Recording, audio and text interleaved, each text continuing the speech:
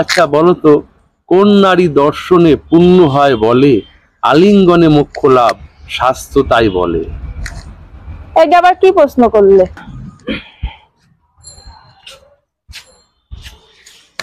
কি ব্যাপার, এখানে কি করছো তুমি? কি করব, কাজ করি।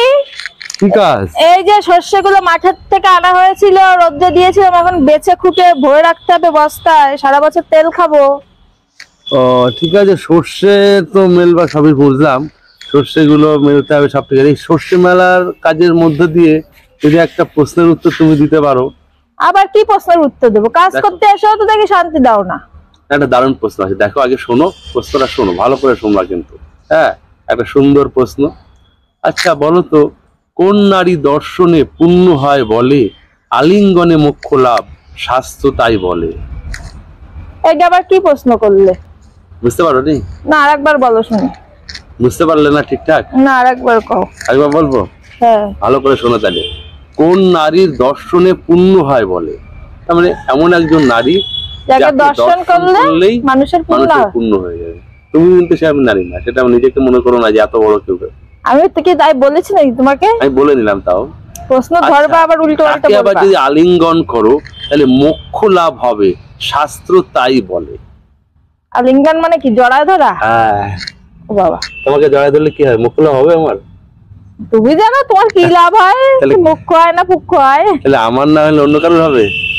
সে আমি জানি না। যারা এই ভিডিওটা দেখছে তারা যদি তোমাকে জড়িয়ে ধরে তাহলে কিন্তু তাদের মোক্ষ লাভ হবে। তুমি কি সেই নারী?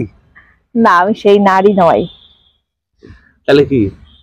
এমন কে আছে যে এমন কোন নারী যার কোন নারীর দর্শনেতেই পূর্ণ লাভ পূর্ণ হয়, আবার যদি একবার দেখা হয় তাকে দেখলেই মানুষের পূর্ণ হয়ে যাবে। তাহলে সেই কি নারী, তাহলে চিন্তা করো তার কত ক্রেডিট। তাকে যদি একবার দেখা হয় সবার পূর্ণ হয়ে যাবে। আবার তাকে যদি জড়িয়ে ধরো তাইলে একদম মোক্ষ লাভ হয়ে যাবে, একেবারে মানে জীবনে সবকিছু পেয়ে গেছে এরকম চিন্তা হবে। এরকম কি জিনিস আছে আমি তো বুঝতে পারছি। কোন নারী আছে, কি জিনিস, কোন নারী আছে সেটা কি হবে? তাহলে কেমন নারী ভাবো, যে নারীর এতগুলো গুণ রয়েছে, দেখলেই মানুষের পূর্ণ হয়ে যাবে। দেখলেই মানুষের পূর্ণ হয়ে যায়? হ্যাঁ, পারবা? এইসব গুণ কি তোমার মধ্যে আছে?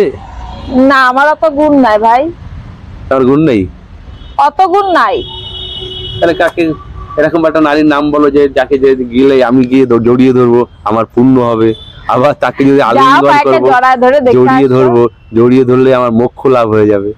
কে আছে এরকম নারী? তুমি বলো, প্রশ্নটার উত্তরটা দাও, তাহলে আমি তাকে গিয়ে জড়িয়ে ধরবো। জড়িয়ে ধরলে পূর্ণ লাভ হয়, আবার দেখলেও পূর্ণ লাভ হয়। দেখলে না, জড়িয়ে ধরলে মোক্ষ লাভ হবে, আর তাকে দেখলে দর্শনেতে পূর্ণ হয়ে যাবে, পূর্ণ লাভ হবে।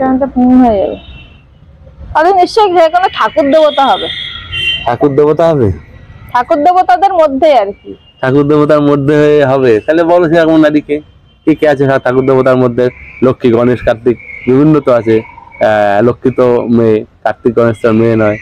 সরস্বতী আছে। সরস্বতী আছে, দেখলে পূর্ণ লাভ হবে। আবার জড়িয়ে ধরলে, ঠাকুরকে জড়িয়ে ধরলে কি মোক্ষ লাভ হবে?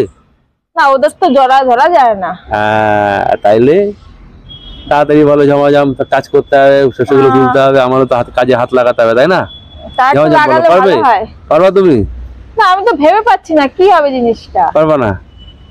আরে গঙ্গা, গঙ্গা মা গঙ্গা যাকে বলে, গঙ্গার দর্শনে কি হয়, সবাই গঙ্গা দর্শন করতে যায়, গঙ্গা স্নান করতে যায়। স্নান করলে কি হবে, মোক্ষ লাভ হবে।